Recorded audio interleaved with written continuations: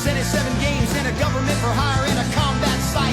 Left the Western coming in a hurry with the Furies breathing down your neck. The team by team reporters baffle Trump, temper crop. Look at that low playing fine. Then, overflow population coming through, but it'll do. Save yourself, serve yourself. World serves its own needs. Listen to your heartbeat. Coming with the rapture and the reverend and the right. You vitriolic, patriotic, slam fight, bright light, feeling pretty sight. It's the end of the world as we know it. Hello. My daughter is filming me today. It is a great Saturday. We got lots of fun stuff planned, and for some reason, I'm a little crabby. So I'm trying to shake it off. Because I do not want to be crabby when I'm hanging out with 30 children. Not really going to be 30 children, but it's still going to be kind of like that. But what I want to talk about is a dream that I had last night. I have had yet another prophetic dream. What is going on?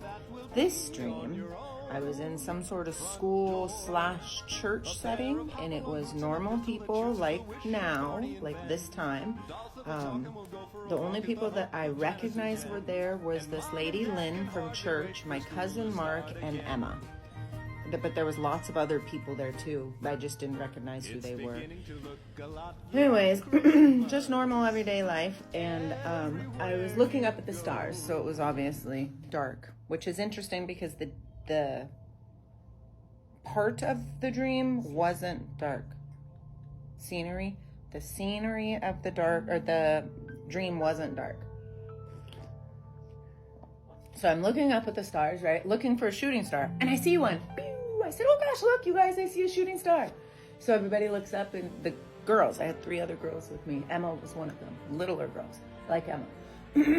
We're looking up, and then all of a sudden we see another shooting star, but this one's way bigger. Like, for your naked eye looking up at the sky, it's like this big. And you know, all the way up there, that's pretty darn big.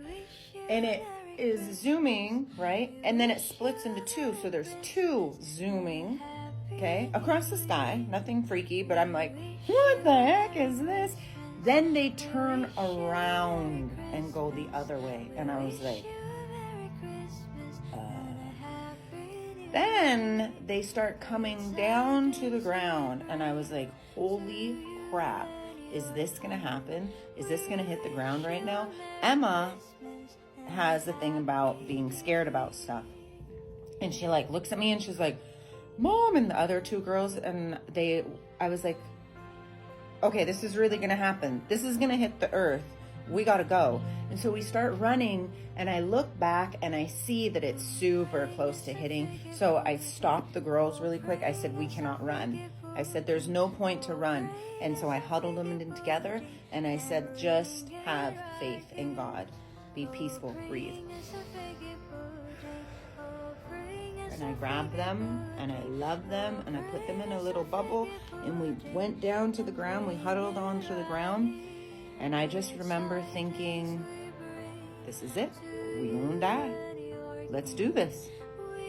And then I had this like super euphoric feeling inside of my whole being of like glitter and I can't even explain what it was like.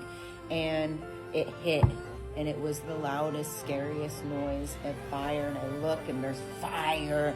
And then I was like, oh crap, here it comes. And you know how like in your dreams, when you have a dream that you're falling and you're getting ready to hit the ground and you kind of like just like zone out because you know you're going to hit the ground. Like it's going to hurt for a split second and then you're dead. You're done.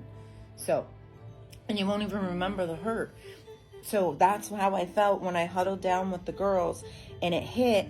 And all I remember is the heat rushing over us and rough. And then I got up and the girls were okay and I was okay. And I was like, what the heck was that? And then I remember the verses in the Bible where it says like, if you know the truth, you won't perish. Like you're protected. You have the mark on your forehead of protection. And it's just blew my mind really because and then there was another guy there and I was like, Can you believe that we're actually going to be here at the end time, like at the latter days of this world, of this existence as we know it? And he's like, yeah, I totally knew I was going to be here. And I was like, I did not. And this is interesting because we're watching the world as it is crumble before us, and the new world is birthing. And it's really interesting. And I'm not too sure why I keep having these dreams.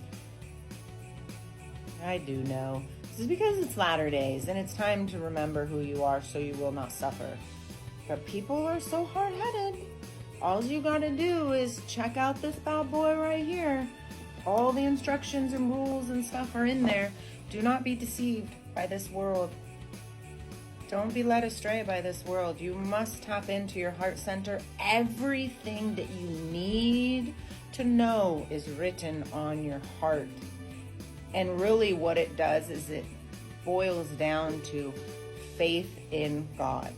Fear of the Lord. There's a verse in the Bible where it says, the fear of the Lord is the beginning parts of understanding, of wisdom. And it's not fear of the Lord like, oh, I'm scared of God. What is he gonna do? He can do so much. No, it reminded me, I was down by the river and I was watching the river because it was raising. We were gonna have some flooding and it was so ferocious. And I thought to myself, this is what it means, the fear of the Lord, is that he doesn't want to do these things, or it doesn't want for these things to happen. It's a part of life, and to just fear the strength, the power of it, of what can happen. Anyways, pretty interesting.